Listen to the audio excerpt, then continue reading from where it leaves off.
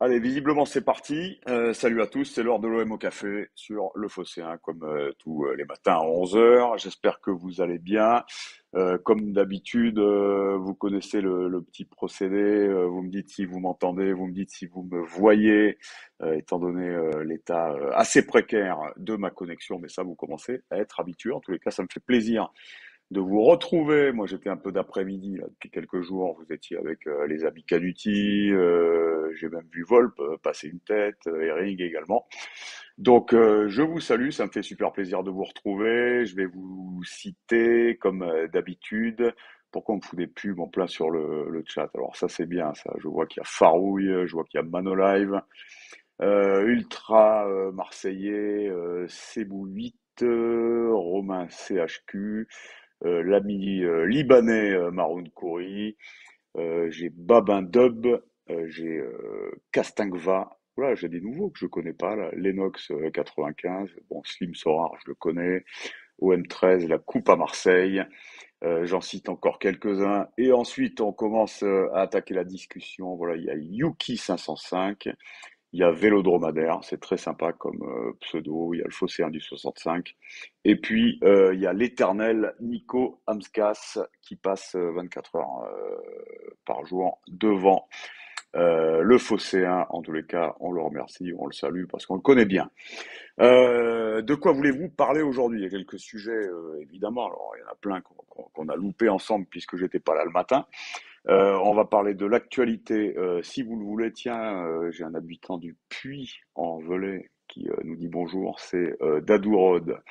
Vous voulez parler de quoi? Vous voulez parler de Mandanda, j'imagine, le départ de Mandanda. On en parlera aussi en milieu ou fin d'émission parce qu'on fera venir un invité que vous connaissez bien d'ailleurs. Il va peut-être essayer de se connecter s'il arrive à se sortir 5 minutes du boulot.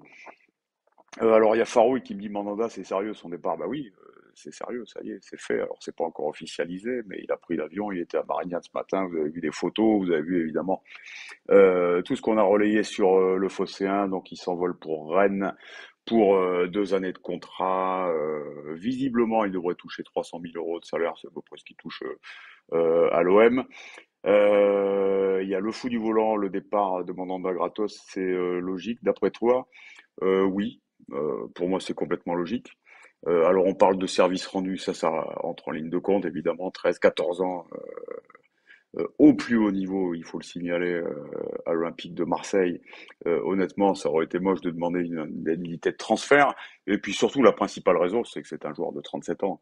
Voilà, Rennes fait un gros effort salarial pour le faire venir. Ils vont pas payer un transfert, même ne serait-ce que 1 ou 2 millions d'euros pour un joueur de 37 ans. Donc ça, pour moi, c'est tout à fait logique de le laisser partir gratuitement. On n'aurait pas pu faire autrement.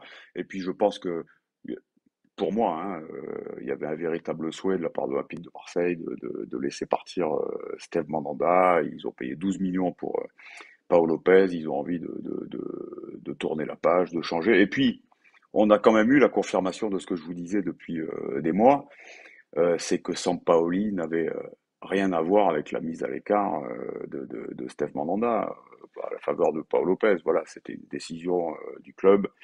Euh, Est-ce que c'est élégant ou pas? J'en sais rien, mais enfin, en tous les cas, voilà, l'OM n'a rien fait pour le retenir et souhaitait surtout changer de gardien. Voilà, après 14 années, rajeunir le poste, c'est pas plus mal. Moi, je suis content pour lui. Ce qui m'aurait un peu dérangé entre guillemets, ça aurait été de le voir partir soit dans de très mauvais termes, ou alors pour une destination un peu dégueu.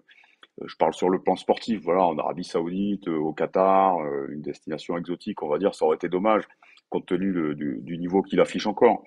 Là, il part pour un super club. Rennes, c'est quand même un super projet. Je ne sais pas si vous avez vu des matchs de Rennes à domicile la saison dernière. Il y a une énorme ambiance, le stade est toujours plein. Moi, j'ai vu des matchs en Coupe d'Europe, en Conference League notamment, avec une ambiance énorme, des très beaux matchs. Puis ils ont une très belle équipe. Donc sportivement, c'est hyper intéressant pour Steve. Voilà, après, c'est sûr qu'il y a beaucoup d'amoureux de Mandanda qui le voient partir avec des regrets, c'est certain. Mais encore une fois, on n'a pas payé 12 millions d'euros pour un gardien de 27 ans la saison dernière pour le mettre sur le banc. Donc pour moi, tout est bien, qui finit bien, mais on en reparlera tout à l'heure. avec notre invité, s'il peut se dégager.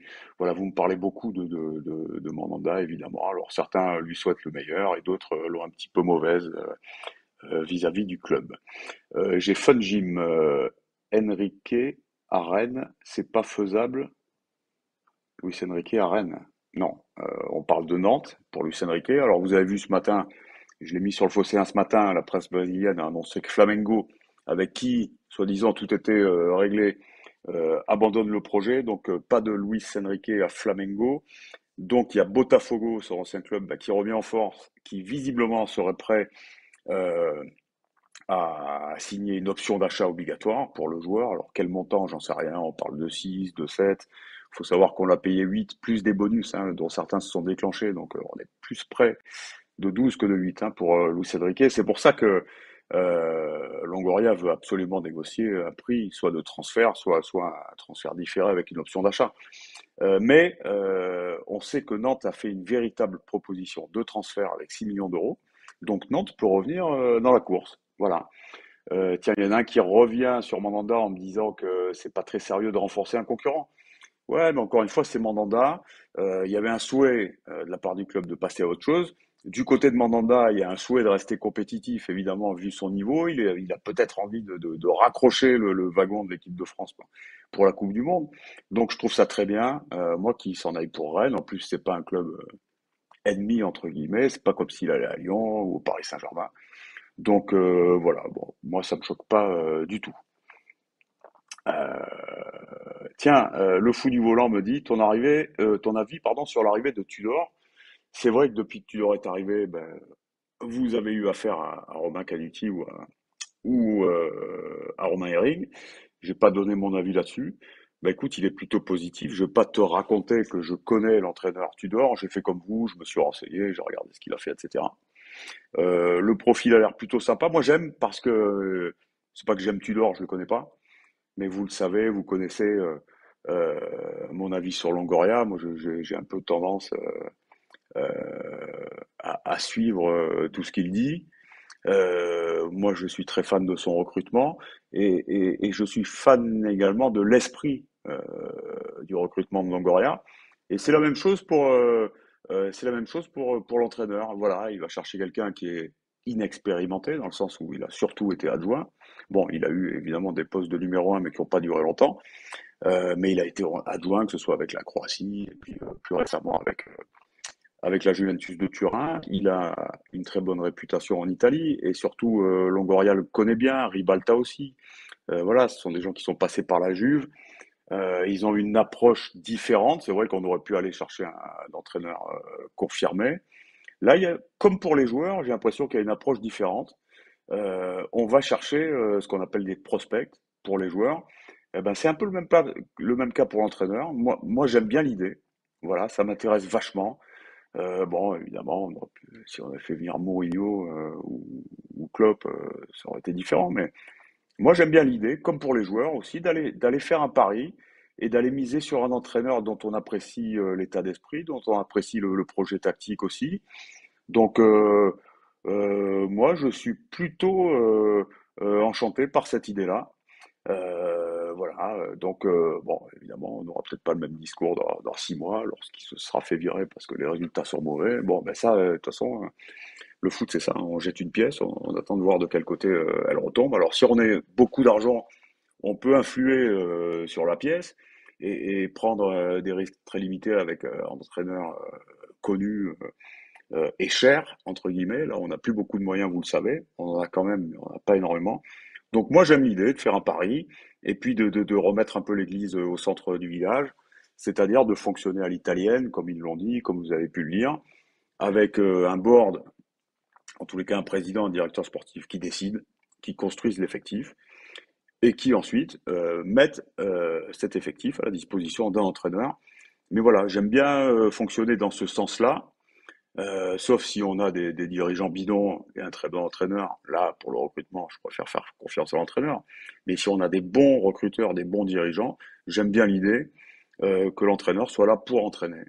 Voilà, pour tirer le maximum du groupe et pas pour faire le recrutement. C'est vrai qu'avec Sampaoli, c'était beaucoup plus compliqué parce que c'est quelqu'un que j'aimais bien hein, personnellement, mais qui réclamait beaucoup, qui voulait des joueurs très chers, etc. Qui voulait doubler, voire tripler les postes, etc. Donc c'était dangereux financièrement pour le club de fonctionner avec un entraîneur comme ça, même si ça nous a rapporté, hein, puisque il a fait le boulot, il nous a qualifiés pour la Ligue des Champions. Mais j'aime bien revenir à une organisation un peu plus italienne. Voilà, moi j'ai une confiance illimitée en Longoria jusqu'à ce qu'il se plante, mais enfin à ce moment-là on en rediscutera. Pour l'instant j'ai confiance en lui, donc voilà, moi je suis satisfait. Je suis surtout impatient de voir ce que ça va donner avec ce nouvel entraîneur. Le fou du volant, reposer une question sur Tudor. J'ai cru voir passer Mertens également. Qu'est-ce que tu me dis? Je repose la question depuis l'arrivée de Tudor. Mertens toujours pas intéressé par ce joueur. Si, j'ai cru comprendre qu'on était intéressé. J'ai cru comprendre aussi que Tudor était très intéressé pour le faire venir. C'est quelqu'un qui le connaît très bien, puisqu'il vient du championnat italien.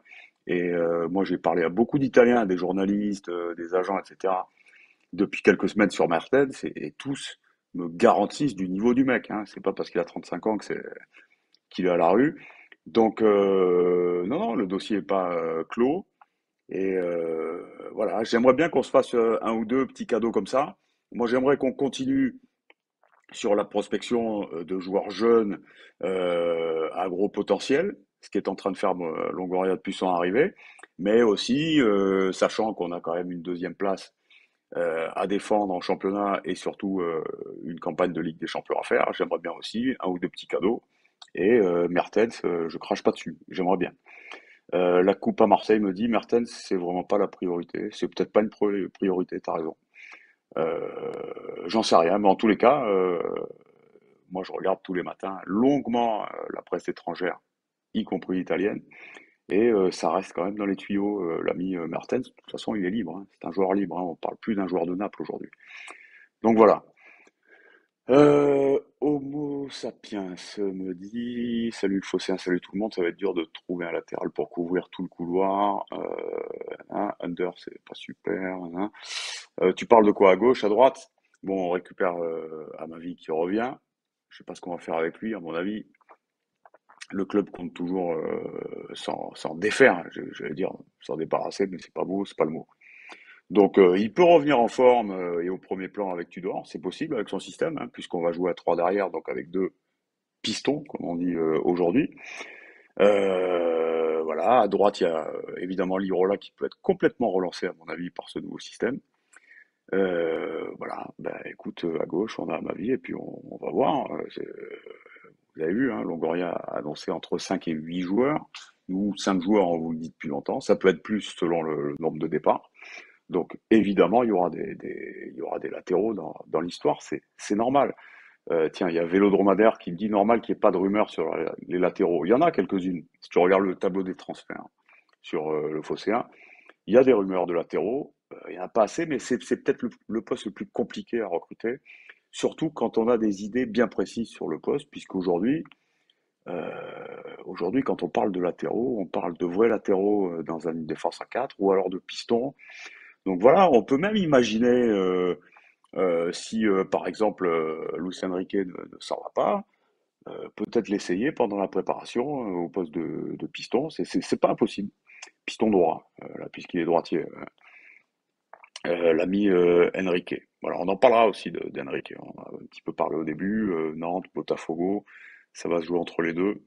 Moi, bon, vous connaissez mon avis, j'aimerais bien qu'on essaie un peu plus. Par exemple, je me, f- je me faisais un petit délire ce matin, vu que c'est Botafogo maintenant qui tient désormais la corde. Botafogo, aujourd'hui, c'est quasiment un club filial de l'Olympique Lyonnais, puisque c'est Textor qui a racheté, Textor qui possède plusieurs clubs, dont Botafogo au Brésil. Donc si Luis Enrique devenait un joueur de Botafogo, et qu'on leur vende avec cette option d'achat, et que dans un an, 2 ans, il explose et qu'il se retrouve à Lyon, ça me mettrait bien les glandes quand même. Enfin, ça, je suis en train de me faire des idées. Enfin, on n'est pas loin. On n'est pas loin de cette idée-là. Le baron de Cajou. Salut la team, salut Chris. Tu prendrais qui pour remplacer Camara? Écoute, mon grand, j'en sais rien. Je pense qu'il y a beaucoup d'idées. Tiens, on a parlé d'un vrai numéro 6 qui joue à l'Inter de Milan, c'est l'Uruguayen. Rappelez-moi son nom, j'ai un petit trou, je sais que son prénom. C'est Mathias, si je dis pas de conneries. Bref, voilà, mais enfin, je suis pas capable de te décrire son niveau parce que j'ai vu quelques matchs de l'Inter cette année, mais je l'ai pas vu jouer, je crois. Cet international uruguayen, bon, qui a 60 sélections. Donc il y a lui, il y en a d'autres, il y a Coquelin, dont on a beaucoup parlé, dont on reparle. On a parlé d'Étienne Capoue aussi, toujours à Villarreal. Il y en a sur le marché, des bons joueurs.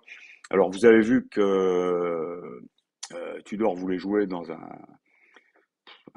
3-4-2-1, on va dire. Certains disent 3-4-1-2. Moi, je pense que c'est plutôt 2-1 avec une vraie pointe et deux offensifs juste derrière. Ça impliquerait qu'on n'ait plus véritablement de sentinelle, euh, de milieu axial défensif, mais plutôt deux défensifs. Donc ça change un petit peu l'histoire, vu que Camara c'était vraiment une sentinelle, il jouait 50-50 on va dire, hein. 50% défenseur central, 50% milieu de terrain. Là c'est différent, on aura deux milieux de terrain côte à côte sur la même ligne qui se projettent peut-être un peu plus. Donc voilà, faut prendre en compte aussi, cette donnée-là. Manji me dit Vida, le Croate, ça me fait très peur comme rumeur. Bah déjà, Vida, il fait très peur déjà quand on le regarde. C'est vrai qu'il a un physique impressionnant, on dirait un bûcheron, là, on dirait un mec qui joue dans Game of Thrones. Il est plus tout jeune, je pense qu'il a environ 32-33. Après, c'est un mec qui a toujours joué dans des grands clubs, enfin des grands clubs, des clubs de grosse stature, hein, genre Dynamo Kiev, Besiktas, etc., qui est toujours titulaire en équipe de Croatie, hein, qui est devant Tchaleta, par exemple. Donc voilà, ça fait pas, moi ça me fait pas rêver, hein, personnellement, vous non plus. Après, c'est un joueur libre, bon, pourquoi pas, si c'est gratos, mais c'est encore un mec qui joue tous les matchs, hein, chaque année, voilà, où qu'il soit, que ce soit à la Croatie ou avec le Besiktas. Donc c'est pas une pipe, mais c'est vrai que moi quand j'ai vu la rumeur hier, j'ai pas fait des bons quoi, hein, voilà. Zekeye me dit salut Chris, avec Tudor, Ribalta et Longoria, on va uniquement se tourner côté Calcio. Pas uniquement, je pense pas. Tiens, on parlait des numéros 6, il y a une rumeur barcelonaise qui est vachement intéressante, hein, avec Nico Gonzalez. Il a 20 ans, c'est un international espoir espagnol, il a beaucoup joué si vous avez regardé le Barça l'an dernier. Je pense que c'est une vraie rumeur, moi. Voilà. En tous les cas, j'accorde du crédit à cette rumeur. Je crois que c'est Mundo Deportivo qui donnait ça hier ou avant-hier. Voilà, c'est en fait, hein. Mais après, pour revenir à ta question, oui, ben ouais, on a des mecs estampillés Calcio, Serie A, c'est-à-dire Longoria, Ribalta, Tudor. Difficile d'imaginer un recrutement autre que très axé sur la Serie A. En même temps, c'est pas des pipes, hein, les mecs qui jouent en Serie A. Donc, si on fait un recrutement en Serie A, moi, ça me va. Voilà. Wam me dit Bazoer info ou intox. Je suis comme toi, moi je vois tous les jours des rumeurs. Bazoer c'est fait, négociations très avancées, accord entre toutes les parties. Enfin, toutes les parties, il y en a deux, hein, puisqu'il est libre, Bazoer. Donc c'est un joueur libre. Donc oui, évidemment, c'est une piste qui est réelle et est intéressante. Est-ce qu'il a le niveau requis pour jouer à la Ligue des Champions? C'est pas moi qui vais vous le dire, parce que moi j'ai pas regardé je crois que c'est Vitesse Arnhem l'an dernier. Donc bon, ça a l'air en tous les cas tous les jours. Moi, je vois des journalistes crédibles parler de cette rumeur, donc ça a l'air crédible. Mais enfin, pour l'instant, il est toujours pas là, le mec, hein, alors qu'il est libre depuis le 30 juin. Ben F07 me dit en Serie A, il y a Dybala. J'ai pas envie de vous casser le délire. J'ai pas envie non plus de mettre ma main à couper parce que j'y tiens. Euh, Après Dybala, arrêtez de rêver. Dybala, c'est au moins 10 millions par an. D'autant qu'il est libre. Donc autant vous dire qu'en termes de salaire, ça va douiller. Donc moi, là, alors que je vous parle, là, j'y crois pas une demi-seconde. Voilà. On s'enflamme, le mec est libre, machin, tu dors, tac tac, on fait la relation tout de suite, dit bah là. Il y a deux, trois tweetos intelligents qui vont se dire tiens, je vais faire du retweet, je vais balancer le truc. Mais pour moi, il faut vendre toute l'équipe pour prendre Dybala. Donc non. Puis sans nous dénigrer, je pense que Dybala, il a d'autres espoirs que l'Olympique de Marseille. Voilà. Dybala, c'est du top 10 à mon avis européen. Je pense, hein, même si pour moi il a plus le niveau qu'il avait qu'il avait il y a encore un an ou deux.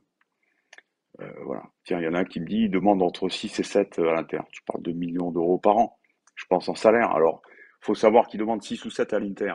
En Italie, quand vous voyez les salaires, on parle uniquement en net d'impôts. Vous avez compris, les gars? Donc tu doubles, hein. Donc c'est bien ce que je disais, ça fait 12, hein. Donc pour moi, c'est impossible. Impossible. Voilà. J'ai un petit message, je regarde, c'est peut-être la technique. Ah, on me dit que Idriss Kasmi ne va pas tarder à arriver. Idriss Kasmi, je vous le présente pas, c'est la valeur montante du fossé, un jeune journaliste qui fait les talks avec nous, qui fait les lives, les émissions d'avant-match, d'après-match, etc.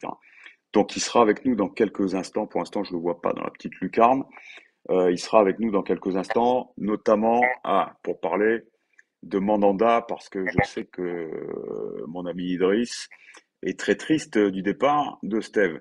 Par contre, Idriss, il va falloir que tu me parles, parce que j'ai une connexion. Je t'explique le truc. L'autre fois, on a eu le même problème avec un journaliste. Je l'entendais pas, parce que j'ai une connexion lozérienne, c'est-à-dire une connexion, voilà, tu prends un pigeon, ça marche mieux à mon avis. Donc essaie de me parler, Idriss, et je vais te dire si je te dirai si je t'entends ou pas. Eh bien, écoute, je vais rebondir sur ce que tu as dit juste avant pour parler de Dybala.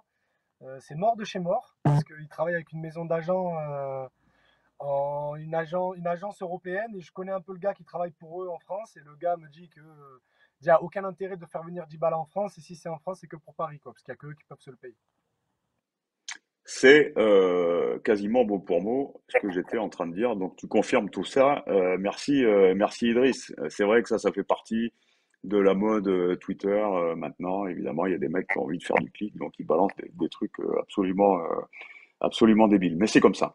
Parce que le Tiens, on va en parler. France, Vas-y Idriss. dès que tu mets, dès que ce soit en France, en Italie, en Espagne, dès que tu mets le nom Olympique de Marseille, ben, tout le monde retweet parce que la communauté OM est assoiffée d'informations.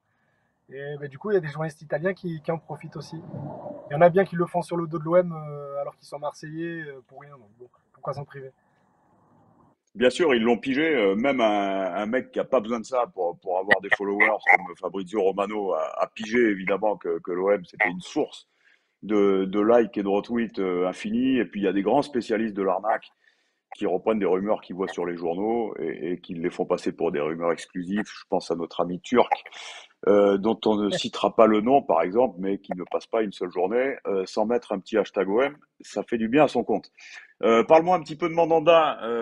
Moi, je fais partie des gens qui trouvent très bien qu'il s'en aille à Rennes. Voilà, j'ai adoré ce qu'il a fait à l'OM. Je trouve ça bien qu'il s'en aille dans un club super compétitif et super intéressant. Tu vas me donner ton avis là-dessus. D'autres sont très malheureux, trouvent qu'on l'a maltraité, qu'on lui fait une sortie pas très honorable. Dis-moi ce que t'en penses, Idriss. Bah écoute, moi j'ai pas encore fait le deuil parce que voilà, tu l'as dit un peu en introduction. Moi, c'est mon gardien préféré, c'est mon joueur préféré même, je pense. J'ai une connexion avec lui. Je le connais pas personnellement, c'est juste je me suis projeté beaucoup en lui parce que je suis gardien aussi. Et toute mon enfance, parce que quand il arrive à l'OM, j'ai 11 ans. Je vous laisse faire le calcul par rapport à l'âge que j'ai aujourd'hui.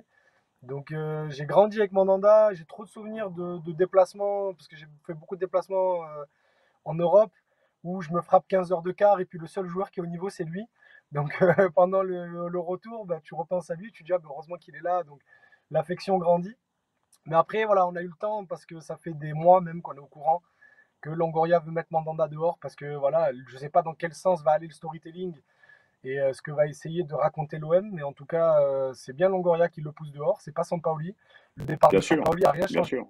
Mandanda, enfin, voulait, il était prêt à rester. Le truc, c'est qu'il y a eu une donnée qui n'était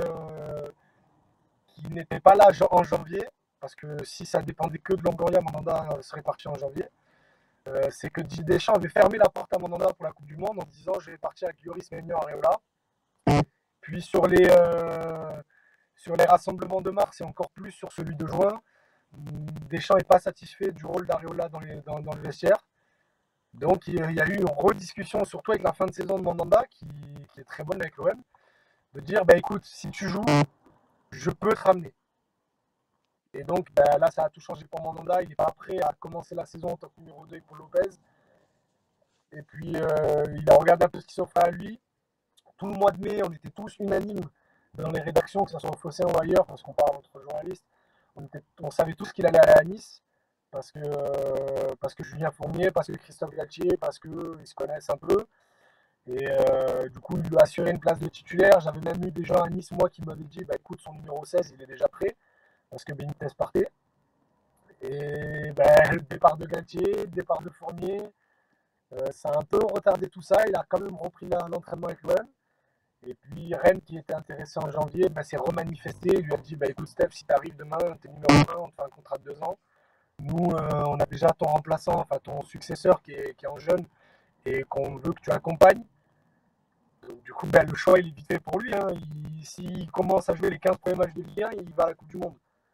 Donc c'est pas en étant numéro 2 derrière Paul Lopez ou un bis qu'il va pouvoir s'assurer une quatrième Coupe du Monde et potentiellement une deuxième étoile.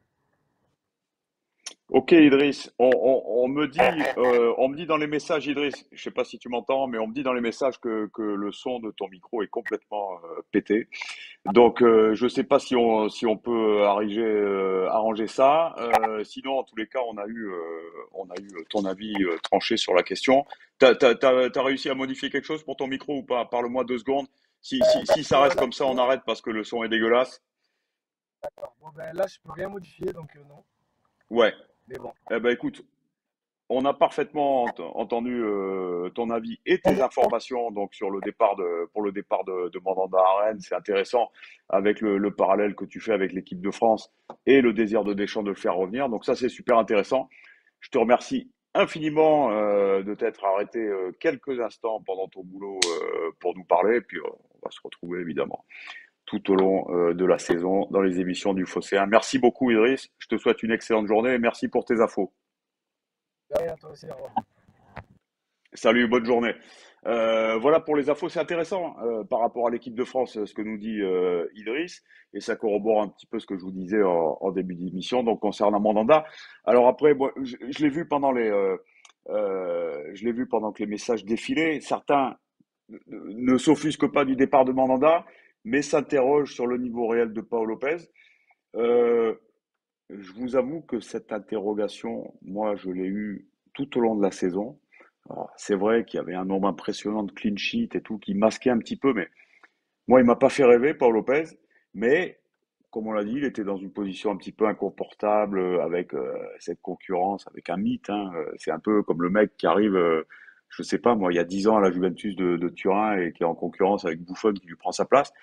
Donc bon, je pense que c'était un petit peu compliqué pour lui et j'espère qu'il va faire une super saison la saison prochaine. On doute pas de son niveau, c'est un bon gardien, Longoria est allé le chercher, voilà. Mais c'est vrai que je suis un petit peu comme vous, moi je me suis interrogé sur le réel niveau de Paul Lopez. Voilà, on va clore cette page Mandanda et on va regarder un petit peu ce qui se dit si vous avez d'autres sujets mercato, par exemple, bon, on a parlé de Luis Enrique qui devrait partir à Botafogo ou au FC Nantes parce que c'est pas terminé.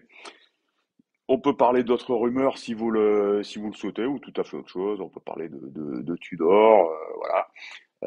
Tiens, il y a Mathieu Andy qui me dit la clé c'est de savoir si Tudor va trouver une organisation de jeu face à des équipes qui se regroupent très bas.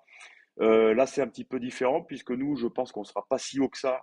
On va presser un petit peu, on va faire un petit peu, si j'ai bien compris le système de Tudor, on va faire ce qu'on appelait à l'époque de Bielsa un pressing tout terrain, c'est-à-dire pas spécialement un pressing par zone ou par déclenchement d'un ou deux joueurs sur les côtés, par exemple, pour ceux qui font du foot, vous connaissez un petit peu. Là, visiblement, ça presse un petit peu partout et tout le temps. Et puis voilà, on ne sera pas forcément très très haut sur le terrain parce que j'ai cru comprendre que c'était aussi un joueur de transition, un entraîneur de transition.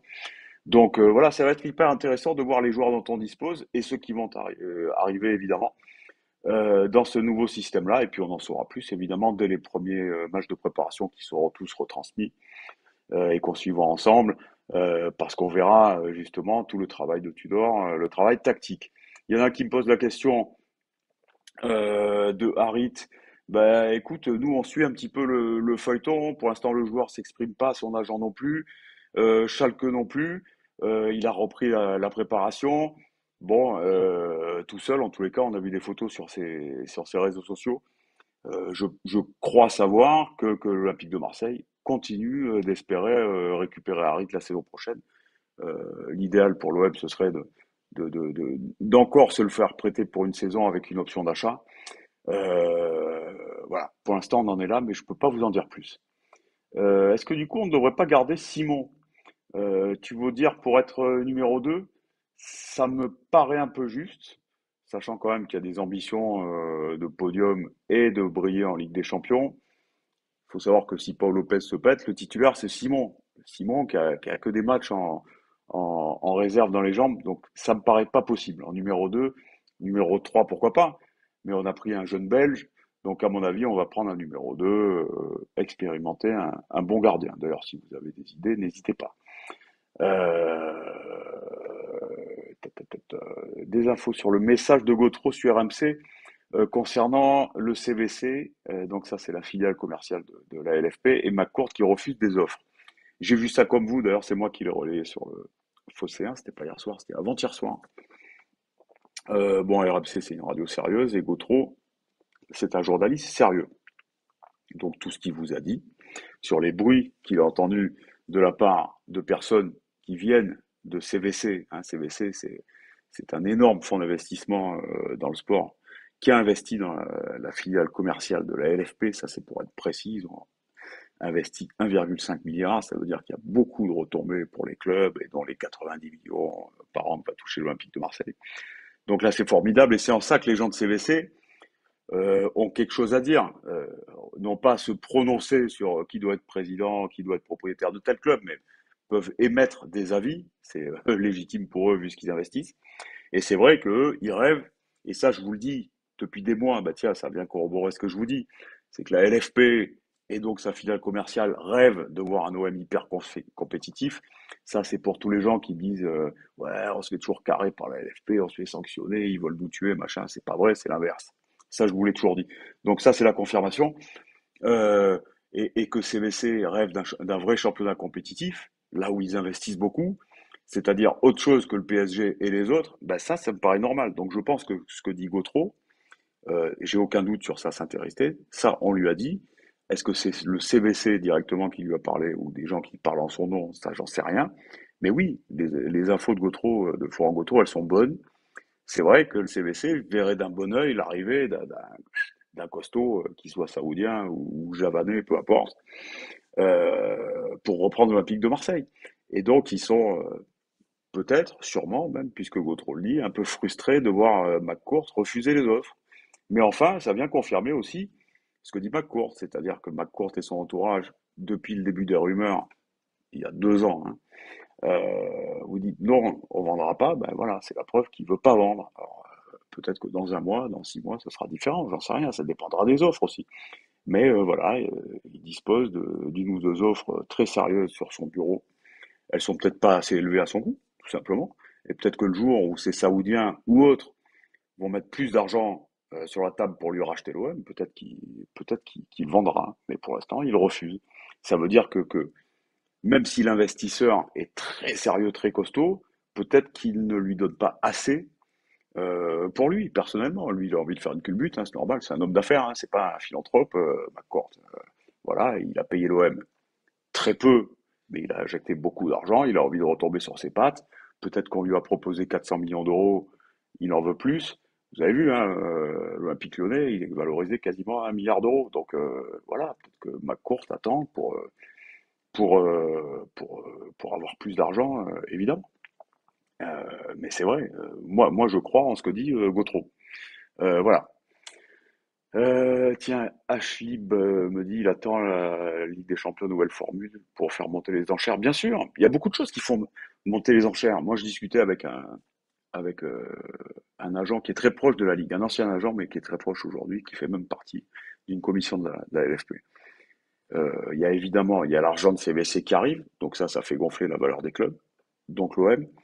Il y a la nouvelle formule de la Ligue des Champions qui va rapporter encore plus, qui va donner encore plus de visibilité. Donc ça aussi, ben, ça va donner de la valeur au club. Et puis par exemple, ce type avec qui je discutais me disait il y a beaucoup de gens avant de vendre leur club. notamment les Français, parce que les clubs français sont pas chers, donc sont très sollicités. Il y a beaucoup de gens qui attendaient, par exemple, de savoir si Mbappé restait au Paris Saint-Germain. Parce qu'un club français ne vaut plus la même chose, voilà, avec ou sans Mbappé dans le championnat. Donc tout ça, ça rentre en compte. Donc peut-être que ça va continuer de discuter. Ça va peut-être continuer de discuter. Et voilà, peut-être qu'un jour, McCourt acceptera une offre. Pour l'instant, c'est pas le cas. Euh, Nico Amskas me dit si on prend, je change de sujet hein, complètement. Si on prend Bazoer, ça ferait beaucoup de défenseurs centraux. Ben, il y en a beaucoup qui sont partis surtout. Puis il en faut de qualité. Donc, bon, on a évidemment Balerdi qui revient, qui s'est fait opérer de l'épaule, qui revient. On a pris Samuel Gigot. Voilà, il y a Tchaleta, mais visiblement, le club veut vraiment le vendre. Donc, il va falloir des défenseurs centraux. Voilà, il va en falloir quatre au moins. Quatre, voilà, avec deux vrais titulaires, et puis quatre qui soient capables d'être titulaires aussi. Salut Chris, comment ça va? Tu le vois à quel poste Under dans le schéma de Tudor? Je le vois exactement dans les deux attaquants milieu offensif attaquant qui seront derrière l'attaquant de pointe. Voilà, ce sera un 3-4-2-1 ou un 2. Moi, je le vois dans les deux, juste en dessous de Milik, si Milik reste, par exemple. Oui, on me dit Alvaro, Douillet sont toujours là. Douillet, pardon. Douillet, je vous l'ai dit, le club veut vraiment le vendre. Et Alvaro, je pense que le club veut le vendre aussi, mais ça peut. Et j'ai oublié de citer évidemment le jeune Isaac Touré. Euh, voilà, donc il va falloir quand même un peu d'expérience et un peu de niveau, parce qu'Isaac Touré, bon, on l'a vu, c'est un joueur qui est encore complètement à construire. Hein. Vous avez vu peut-être les matchs de l'Euro U19, ça faisait un peu peur. Bon, il était peut-être pas dans une bonne période, il a peut-être envie d'être en vacances, ça jouait peut-être pas très bien autour de lui, peu importe. Mais on a vu que c'était un joueur qui devait encore se construire. Il n'est pas prêt pour la Ligue des Champions. Isaac Touré, ça c'est évident. Ça me semble évident. Je suis pas entraîneur professionnel, je suis pas un technicien. Enfin, j'ai des yeux comme vous, je regarde. Je le vois pas en Ligue des Champions. Voilà, Wunder peut jouer derrière l'attaquant, c'est ce que Manji me dit. On va encore faire quelques questions. Tiens, il y a Ben Siom qui me dit Isaac Touré, c'est 40 millions dans 2 ans. Bon, tu as peut-être une boule de cristal. Tu as peut-être raison. On sait ce que le football est capable de produire comme ineptie. Voilà, il va peut-être progresser. Mais pour l'instant, c'est pas 40 millions. Hein. C'est même pas 4 pour moi, mais il y a un énorme potentiel. Donc si Longoria l'a vu, c'est qu'il existe. Euh, Claude Papy me demandait si j'avais un projet d'émission avec Jérémy Attali. Non, je sais pas où tu as vu ça. Jérémy qui était avec nous et qui est parti pour d'autres aventures. Voilà. Touré vient de la Ligue 2, encore qu'il soit perfectible. Bah, déjà, c'est même pas qu'il vient de la Ligue 2, c'est qu'il a 18 ans, donc c'est forcément perfectible, pardon. Et puis voilà, il n'était pas titulaire en Ligue 2, pas titulaire indiscutable. Voilà. Salut Chris, super les commentaires du match OM Partisan que j'avais fait ça moi, OM Partisan Belgrade. Ah peut-être, c'est possible quand j'étais à OM TV. C'est possible, j'ai pas bien construit Ah, j'ai Canuti au téléphone en urgence. On se dit tout. C'est un live, hein, c'est comme si j'étais au téléphone avec vous. Oui Romain, j'ai vu que tu appelais, je suis en émission, mon coco, tu as peut-être quelque chose de très important à me dire. Alors, dis-le-moi vite parce que je suis à l'antenne. Ah, ah, il a raccroché, Canut. Bon, tant pis. Envoie-moi un message. Voilà, de toute façon, vous voyez, on répond en direct, c'est ça l'OM au café. Bah, tiens, il me rappelle, donc visiblement, ça a un trait avec l'émission. Oui, Romain? Oui, je t'entends. Absolument, ouais. Je pense que les autres t'entendent même. Vas-y, dis-moi. Ah, remets une info. Je te mets en haut-parleur, comme ça on va t'entendre. Voilà, Canuti avec le haut-parleur pour une info exclusive. Je t'écoute, Romain. Eh bien, écoute, j'ai eu confirmation que, alors c'est pas, il va pas débarquer à l'OM dans 48 heures, mais que le plan de Pablo Longoria, enfin, une des pistes explorées est de proposer un deal à Barcelone pour Memphis Depay. Ah, mais ça, c'est pas la première fois qu'on entend son nom. Mais moi, j'y ai jamais cru. Ça me paraît énorme. Ça me paraît trop gros en termes de salaire. Alors, Mais vas-y, explique-moi. c'est pas encore, c'est pas la cible là dans l'immédiat. immédiat du mercato. L'objectif, c'est de d'abord arriver à dégraisser et à pouvoir lui faire une place dans la grille salariale. Ce qui explique peut-être aussi le départ de Mandanda, mais ce ne sera pas le seul, il en faut quelques-uns d'autres. Mais si cette étape-là est faite assez rapidement et que la situation de Depay au Barça s'enlise, eh ben, l'OM tentera sa chance sur ce dossier. Bah écoute, ça c'est plutôt une bonne nouvelle. Moi, je te le cache pas, hein, je le criais pas sur tous les toits parce qu'il jouait à Lyon, mais moi j'étais fan du joueur. Donc, si ça Oui, pouvait se on faire l'a avec dit plusieurs ouais, fois. avec un joueur comme lui, Je me suis excusé platement auprès ouais, de Kevin Krébich qui nous le proposait en recrutement en 2017 comme ça, une première star pour Paco, alors qu'il était en échec à Manchester United. Je lui ai dit ouais, bof, machin. Bon, au final, on a vu effectivement ah oui, quel joueur c'était c'est par la du, suite. Il a porté Lyon sur ses épaules. Il les a mis un peu en Ligue des Champions à deux reprises. Je crois que c'est que grâce à lui. On en sait quelque chose, c'est malheureusement, beaucoup grâce à lui, bien puisque c'est quand sûr, même hein. notre départ. Ouais, non, mais c'est un très grand joueur. C'est un joueur de Ligue des Champions. Voilà. Je pense que Je pense Voilà. on peut Donc, le décrire aussi simplement.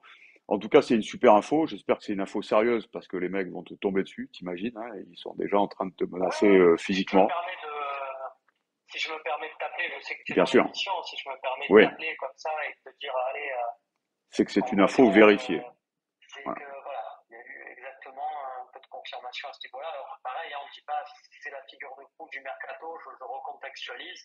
C'est dans la mesure où on arrive à faire partir à libérer de la masse salariale, à faire partir quelques indésirables, on pourra tenter le coup de paille. À ce moment-là, voilà, s'il y a une possibilité parce que quelques départs et que, on va dire, trou d'air financier, voilà, le nom en haut de la piste pour se dire, allez, on a les moyens, on y va, ça sera Memphis de paille.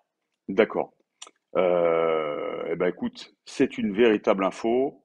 Tu as eu raison de m'appeler, j'ai eu raison de décrocher, et on espère que Pablo va travailler dans ce sens parce que là, ça commencerait à nous exciter un peu. C'est vrai qu'on était un peu frustré par ce début de mercato, un peu léger, parce qu'évidemment, il faut attendre des départs, il fallait attendre la DNCG.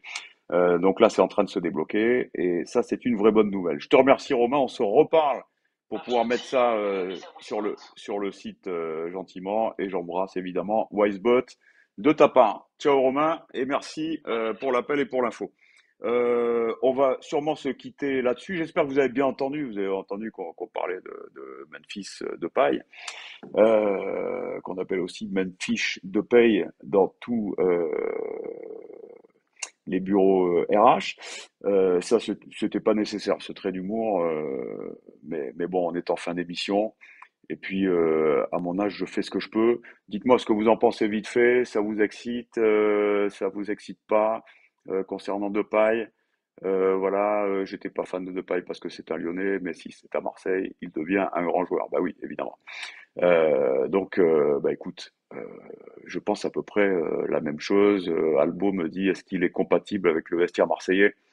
C'est un grand joueur, un peu fantasque, voilà. Mais bon, il s'est toujours, à Lyon, il faisait un peu le mec rebelle, là, il faisait un peu le Tupac Shakur, là, mais bon, il se battait toujours sur le terrain.